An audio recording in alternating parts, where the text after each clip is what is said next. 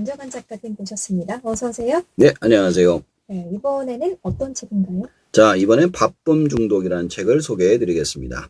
바쁨 중독이랑 일 중독은 들어봤는데요. 바쁨 중독은 조금 생소합니다. 예. 먼저 간단하게 소개해 주세요.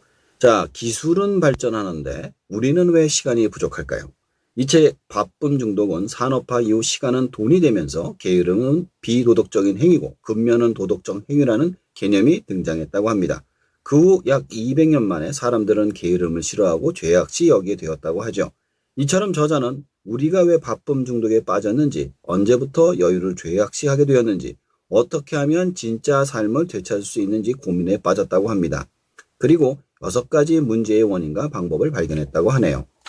이게 2021년 새해 우리가 처음 뵙는 거잖아요. 예. 특히나 새해 소개되는 첫 책인데요. 예. 선정하신 데 의미가 있을까요? 있습니다. 일단은 새해 복 많이 받으시고요. 얘기를 안 드렸네, 이거를. 새해 복 많이 받으세요. 예. 예, 제가 새해에는 항상 새로운 습관을 만들거나 성취를 하는 책들을 소개해 드렸습니다. 그런데 작년 코로나 때문에 아무것도 못하는 한 해가 갔죠.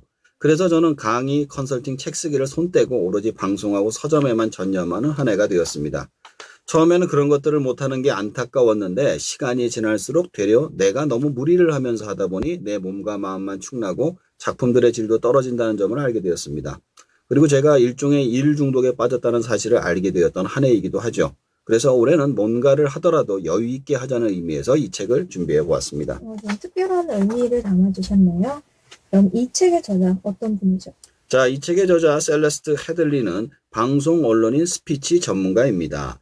20년간 미국 공영 라디오 방송국에서 뉴스 진행 및 다양한 프로그램의 호스트, 2012년 대통령 선거 보도를 담당한 미국의 최고의 방송인 중 한 명이죠.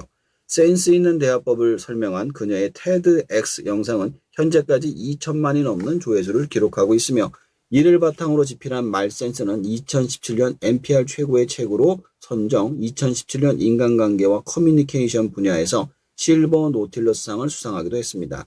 그녀는 2019년 미디어 체인지 메이커 어워드도 수상했으며 현재도 미국 공영방송국 데일리 뉴스 프로그램 진행자이자 팟캐스트 공동 진행자, 각종 기업 및 대학에서 강연자로 활발히 활동 중입니다.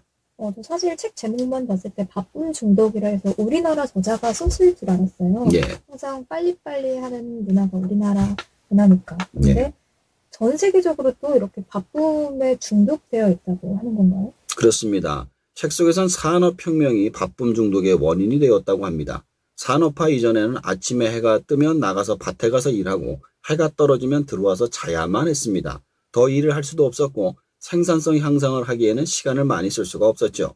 그러나 산업화 이후 전구의 발명은 낮과 밤의 의미를 없애버렸고 기계의 발명은 시간이 돈이 되었습니다. 기계를 오래 가동할수록 많은 제품을 생산할 수 있고 이로 인해 공장주는 더 많은 돈을 벌 수가 있었죠. 권력을 가진 사람들은 새로운 윤리를 만들어냅니다. 그 후 약 200년 만에 사람들은 게으름을 싫어하고 죄악시 여기게 되었습니다.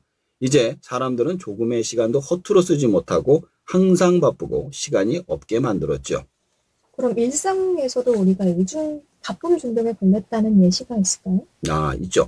일단 아무 의미 없는 일에 시간을 보내는 게으른 짓을 할 수가 없습니다. 여유 시간이 있어도 반드시 취미라도 해서 뭔가를 해야만 합니다. 그래서 우리는 새해가 열리면 공부 운동을 시작하죠. 외국어를 배우겠다, 살을 빼겠다, 다이어트를 하겠다. 그러나 딱 일주일 지나면 다 잊어버리죠. 그렇다고 해서 이에 지쳐 힐링을 외치는 사람들도 실상은 다르지 않습니다. 멍 때리기마저 대회를 열어 경쟁하고 다른 사람들을 쫓아 불멍, 차박, 등산을 즐기기 바쁘죠. 진짜 쉼을 즐기기보다는 많은 사람들이 하고 있고 많은 사람들이 부러워하고 그것을 SNS에 전시합니다. 누구도 게으른 짓은 하고 있지 않죠. 이처럼 기술의 발전은 되려 이러한 바쁨 중독을 더 부채질합니다. 정말 생각해보니까 몸도 마음도 쉴 수 있는 휴식을 우리가 즐기지 못했던 것 같아요. 그렇죠. 그런데 조금 이상합니다. 기술이 발전하면 상식적으로는 일하는 시간이 줄어야 하잖아요. 그렇죠. 근데 왜 바쁨 중독이 더 많아지는 건가요? 자, 일단은 개인적인 불안감, 도덕적인 문제를 뒤로 하고서도 20세기 초에 만들어진 하루 8시간 근무 시간이 문제입니다. 책 속에서는 이런 상황은 일을 주어진 시간을 다 채고 완료된다는 파킨슨의 법칙으로 일부 설명합니다. 과학적 원칙은 아니고요.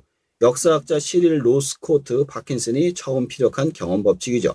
즉 하루에 8시간 일하기로 계획했으나 대신 일의 분량이 5시간이면 끝낼 수 있다고 할 때 5시간 안에 일을 끝내는 대신 주어진 8시간을 채우려고 일의 속도를 늦추는 현상을 설명한 겁니다. 우리는 25시간이면 처리할 일을 회의를 소집하고 사소한 문제들을 토론하고 이메일을 보내고 의제를 정하는 등 일을 더 복잡하게 해서 결국 40시간이 꼬박 필요하게 만든다는 것이죠. 그럼 저자는요, 어떻게 해야 이 바쁜 중독에서 벗어날 수 있다고 말하나요?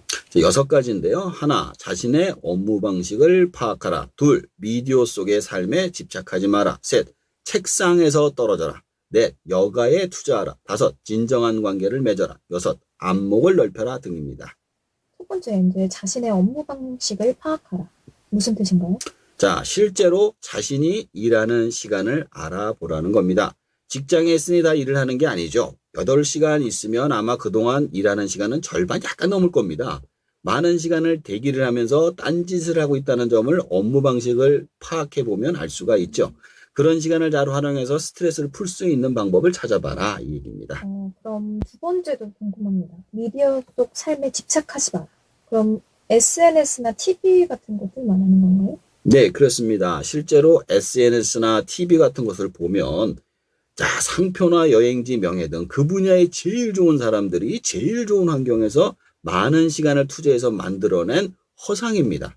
그 사람들이 연기하는 연기자나 출연자들 역시 실제로 그만큼 좋은 환경에 살기 힘들어요. 그런 삶에 집착하면 아무리 일해도 돈과 시간이 부족하게 된다는 것이죠. 그렇죠. 드라마나 영화 속에서 나오는 혹은 광고에만 나오는 것들 따라하려고 해도 어디부터 서둘러야 될지도 모르겠잖아요. 그렇죠. 그런 점이 있었네요.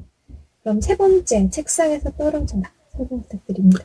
자, 이건 실제로 책상에서 떨어지라는 의미보다는요, 네. 자신의 일에서부터 벗어나라는 의미입니다. 대부분의 사람들이 현대사회에서 책상에서 일을 하고 있기 때문에 그런 식으로 쓴 거죠. 책상에서 일을 하시는 분들의 경우 야외에서 움직이는 취미를 가지시는 게 좋고요. 야외에서 일하거나 움직이면서 일을 하시는 분들은 앉아서 하는 취미를 갖는 게 밸런스도 맞고 좋습니다. 그럼 네 번째, 여가에 투자하라. 어떻게 투자해야 하는 거죠? 자, 앞에서 우리가 게으름은 죄라고 생각하는데 가장 큰 것이 생활비도 항상 부족한데 자신의 취미에 시간과 돈을 들이는 건 정말 큰 죄라고 생각하는 겁니다. 특히 아빠들이 많이 그러죠. 자, 그렇게 생각하지 말라는 겁니다. 자신의 일상의 스트레스를 줄여줄 수 있는 취미에 투자를 하는 것을 아깝게 생각하지 말라는 겁니다. 그걸 안에서 스트레스 받아가지고 더 큰 병이 생기는 것보다 낫다는 거죠. 물론 생활이나 직업에 영향이 안 갈 정도는 해야겠죠. 그럼 마지막으로 압력을 넓혀야 하는 이유도 있을까요? 자, 매일 만나는 사람과 매일 일하는 장소에서 매일 접하는 뉴스만 접하다 보면 자신이 무엇을 원하는지 그리고 어떻게 스트레스를 풀어야 하는지에 대해 잘 모르고 살아갈 수 있습니다. 그러나 새로운 사람을 만나고 새로운 곳에 가서 새로운 정보를 접하다 보면 전혀 새로운 삶의 방식이 열릴 수 있죠. 따라서 안목을 넓히는 것이 바쁨 중독에 벗어나기 위한 아주 중요한 이유죠. 마치 오늘의 책 소개처럼 말이죠. 네, 이 책에서 또 이제 매일매일 일상이 또 바쁘고 피곤하다 생각하다가도 이 책을 보고 나서 시각이 좀 달라질 것 같습니다. 작가님은 이 책 보시고 어떤 생각하셨나요?